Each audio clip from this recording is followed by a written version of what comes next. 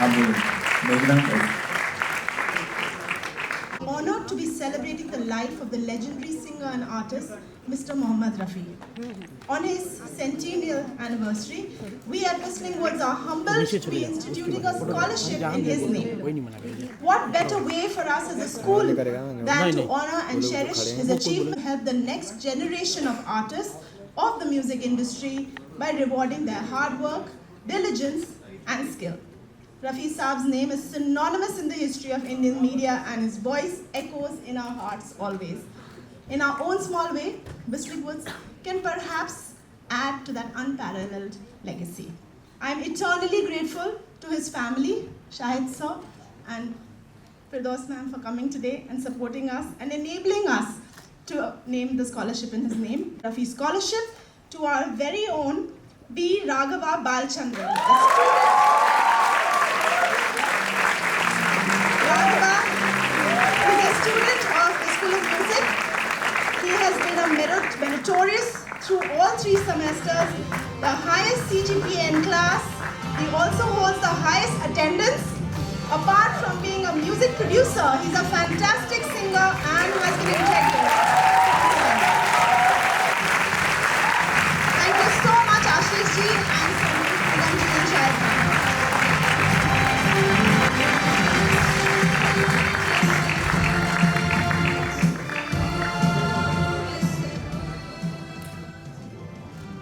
Congratulations. I'd just like to honor you with Ashish ji. Please come and say a few words. Aye.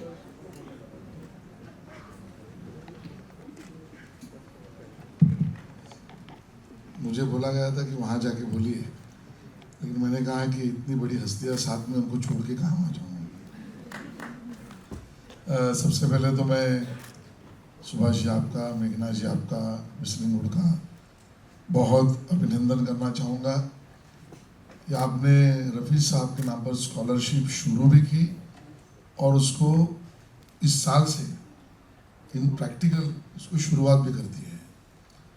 बहुत अच्छा काम अपना school कर रहा है और मैं तो ये कहूँगा कि कल्चरल अफेयर्स डिपार्टमेंट की तरफ से being a minister I feel proud honour to be in the same campus where we are there together as a neighbour. Congratulations. और रफ़ी साहब के बारे में तो क्या कहना, शाहिद भाई है, सोनू जी है। मैं अगर ये कहूँ तो गलत नहीं है सोनू जी, बहुत सारे अभिनेताओं को रफ़ी साहब ने पहचान दिया अपने गाने से, अपने अंदाज से। आपने उसको बयां भी किया है। बहुत सारे ऐसे डायरेक्टर्स हो गए, उनको उनके उन दिनों की ऊंचाई को रफ़ी साहब ने दिखाया होगा। बहुत सारे प्रोड्यूसर्स होंगे कि जिनको माला माल रफ़ी साहब ने गाया, इसके कारण वो फिल्में चली। लेकिन एक ऐसा उदाहरण है जो रफ़ी साहब के गुजरने के बाद उनके कारण एक पॉलिटिशियन को रिलेवेंट बना के रखा। वो बंदा आपके सामने खड़ा है। मैं आपको बताऊं कि 20 सालों से, आप जानते हैं शाहिद भाई कि मैं हर 24 दिसंबर को रफ़ी साहब के नाम का पहला अवार्ड शुरू करने वाला एक पुण्य कर्म मुझे मिला और हर साल मैं करता हूँ क्योंकि मैं रफ़ी साहब का दीवाना हूँ। और इस प्रोग्राम का नाम भी हमने ऐसे रखा है, फिर रफ़ी, फिर रफ़ी। और उसी पे चलते हैं। तो मैं भाषण ज़्यादा नहीं करूँगा, मौका मिला है, सोनू जी आए हैं तो मेरे पसंदीदा भी एक आध गाना सुनना या कुछ सुनना चाहूँगा, ठीक है ना? चलेगा सोनू जी? वैसे तो इतनी बड़ी, वही मैं बोल रहा था कि मेरा फेवरेट तो बहुत सारे, लेकिन एक कहना चाहता हूँ कि आप उसको गा भी सकते हैं। ये गाइए, एक ना एक दिन ये कहानी बनेगी तू मेरे सपनों की। ये बहुत रेयर गाना है, अगर किसी और को बोलते उसको आता नहीं होता, पर मुझे आता है।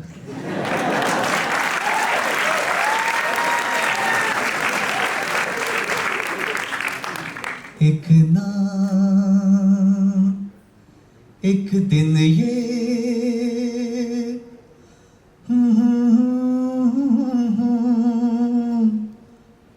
तू मेरे सपनों की रानी बनेगी। एक ना एक दिन ये कहानी बनेगी, तू मेरे सपनों की रानी बनेगी।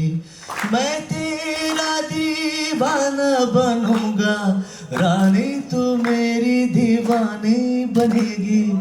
एक ना एक दिन ये कहानी बनेगी, तू मेरे सपनों की रानी बनेगी। हो अंतरा करूं अंतरा। चैन लूटा है, नींद लूटी है, ऐसे मौसम में मुझसे रूठी है। चैन लूटा है, नींद लूटी है, ऐसे मौसम में हमसे रूठी है। तेरा मेरा नया नया मिलन है, ये मुलाकात पुरानी बनेगी। एक ना एक दिन ये कहा, अगला अंतरा। ये गुस्सा तू भूल जाएगी, तेरे होठों पे हंसी आएगी। ये आज हो या ये कल हो, ये होगा। हाँ प्रेम, ये आज हो या ये कल हो, ये होगा। प्रेम की कोई निशानी बनेगी, एक ना एक दिन ये कहानी बनेगी, तू मेरे सपनों की रानी बनेगी। कौन तरफ ये कोई बात नहीं। सोनू जी बहुत बहुत सोनू जी कर सकते हैं, इसके लिए जरा एक बार जोरदार तालियां सोनू जी के लिए। और एक पसंद बड़ा गायक मित्र भाई सोनू निगम जी ने किया है, और मोहम्मद रफ़ी साहब के सुपुत्र शाहिद भाई ने किया है। और आज दूसरी खुशी की बात ये हुई कि हमने विष्णु गुड्स में सब विद्यार्थियों के लिए, म्यूजिक विद्यार्थियों के लिए एक मोहम्मद रफ़ी स्कॉलरशिप अवार्ड को शुरू किया है, जो हर साल दिया जाएगा हर विद्यार्थी। मेरे साथ बैठे हैं इनके साथ, जो हमारी मराठी फिल्म के नायक हैं, हमारा के जो 16 मई को रिलीज हो रही, उनका आज गीत भी दिखाया गया। और आज का सेशन मुझे बहुत अच्छा रहा, और मुझे उम्मीद है कि आने वाले 3 दिन भी म्यूज़िक फेस्टिवल में पोएट्री, म्यूज़िक, गायकी सबके बारे में विषय में चर्चा की जाएगी। अब आप आइए सोनू निगम साहब के साथ, क्योंकि इनको जाना है जल्दी।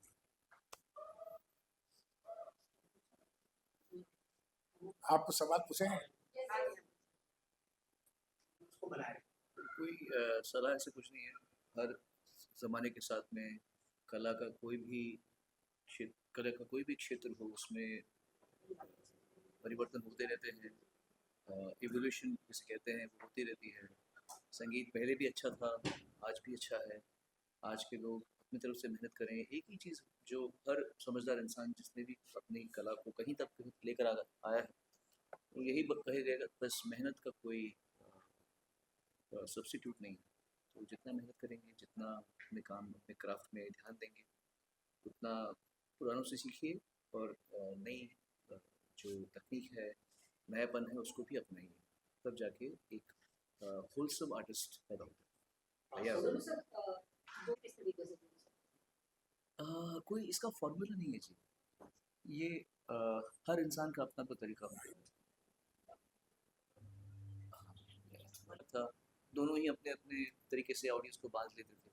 तो हर इंसान की अपनी पर्सनैलिटी के हिसाब से होता है। रफ़ी साहब अगर किशोर कुमार की तरह करेंगे परफॉर्म, तो अच्छे नहीं लगते। किशोर कुमार रफ़ी साहब की तरह करते तो अच्छे नहीं लगते। हर इंसान का अपना अपना जो व्यक्तित्व होता है, उसके मुताबिक उसे अपनी परफॉर्मेंस डिवाइस करनी पड़ती है, खुद खोजनी पड़ती है। किसी और को देख के मुतासिर ना हो देना, मतलब आप मुतासिर हो सकते हैं, लेकिन किसी इन्फ्लुएंस ज़्यादा नहीं होना चाहिए। आप इम्प्रेस हो सकते हैं, इन्फ्लुएंस मत होइए।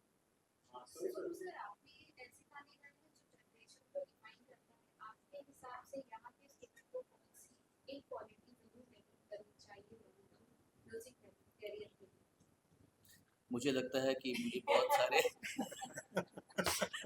वो है सेंस ऑफ क्लासिकल म्यूजिक, जो मैंने में लिखा है, उसमें लिखा सेंस ऑफ क्लासिकल म्यूजिक।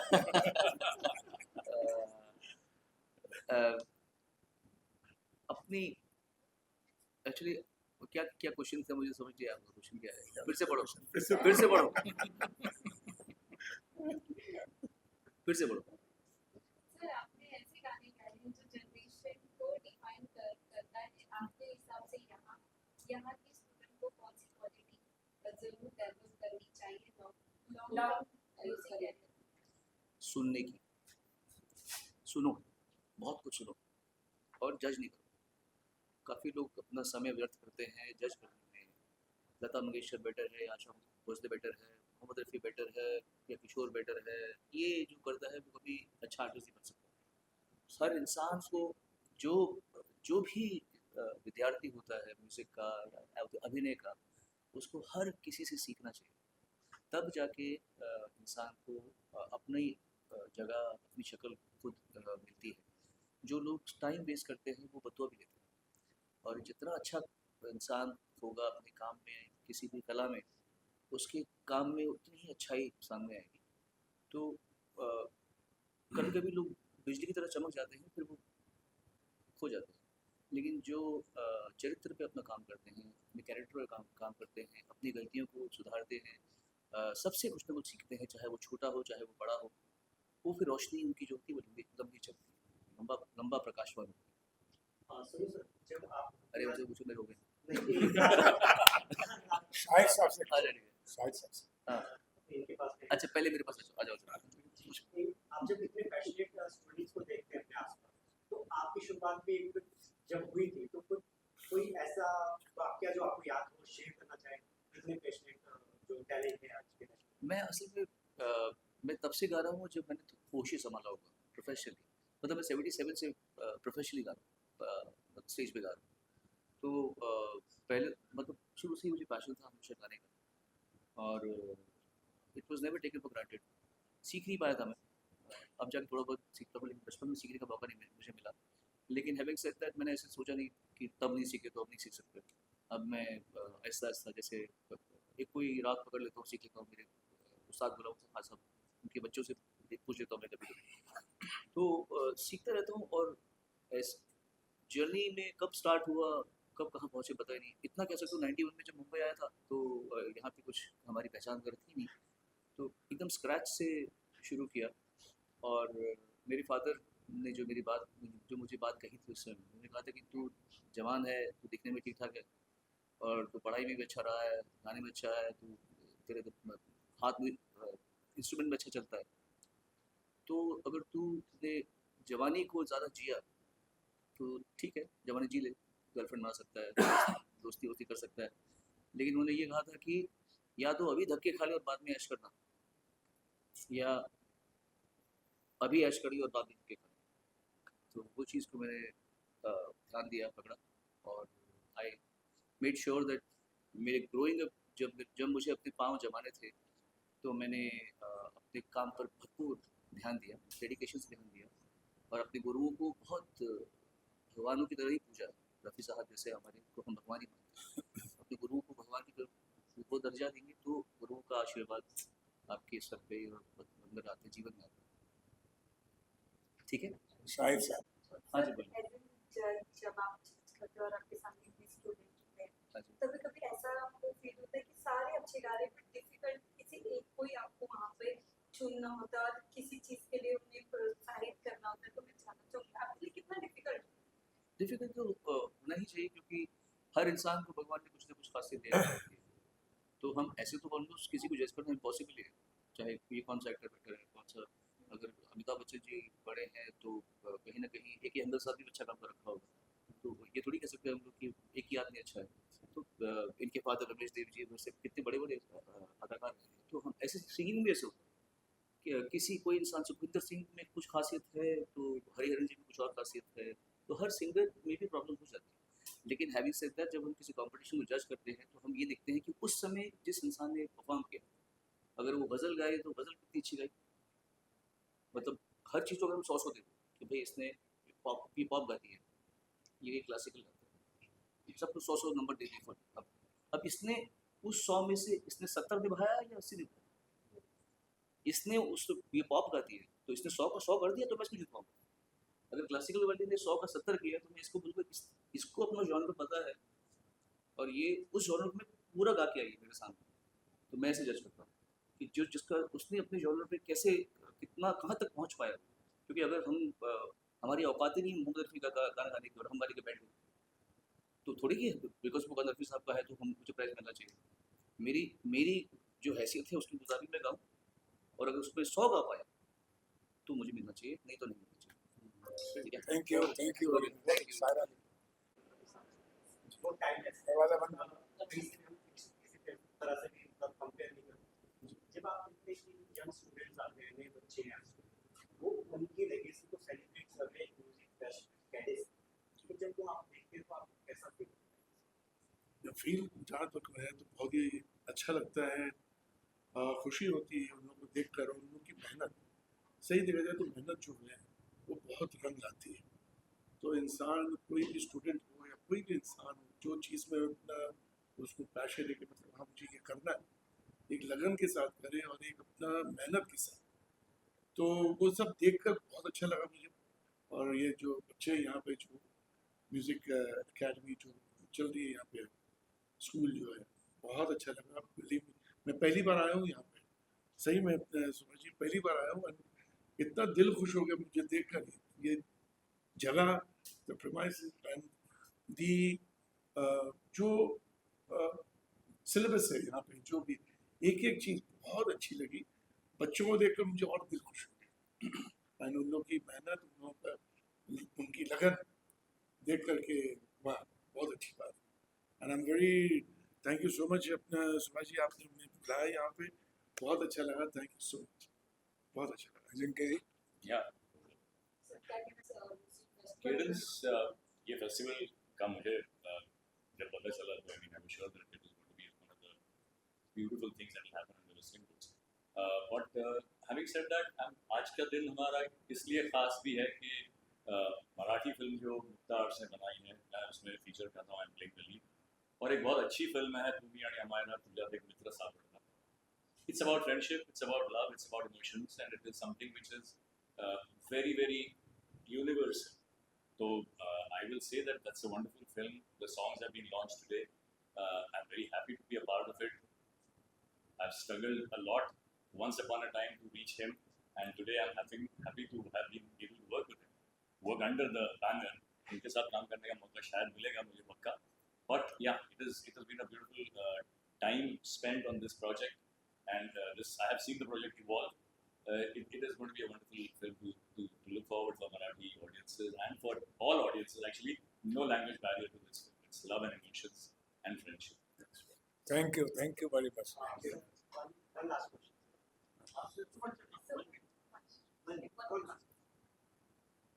शायद जिस वाली जो आपको अच्छी लगती है, आज के स्टूडेंट को अपनाना चाहिए, जो म्यूजिक के लिए डेडिकेटेड। सर क्वालिटी की आप जहाँ बात करते हैं, आप मुझे एक क्वालिटी अपने रफ़ी साहब की बता दीजिए जो कि गलत है। नहीं, मैं बता रहा हूँ, ये मुझे एक क्वालिटी बता दीजिए कि रफ़ी साहब की ये क्वालिटी गलत है। उनमें कोई ऐब ही नहीं था, कोई ऐब नहीं था। मतलब ऐसा नहीं, हम लोग घर के अंदर भी हम ये नहीं कह सकते थे कि अब आप ये गलत है। ही वॉज अ परफेक्ट, मैं बताऊँ आपको, फरिश्ता इंसान थे वाकई में। मैं अपने दिल की बात नहीं, काफ़ी लोगों की बात ये समझता हूँ कि ये इंसान इस दुनिया में क्या कर रहा है। कहने का मतलब I mean he was way beyond, I mean बहुत ही सिंपल, बहुत ही भोले। एंड मैं ये जो सुभाष जी ने ये जो आज पहली बार मैं जब आया, लेकिन जब इन्होंने बताया कि मतलब रफ़ी साहब का स्कॉलरशिप हो रहा है इसका, आई वाज रियली, बहुत खुशी हुई मुझे।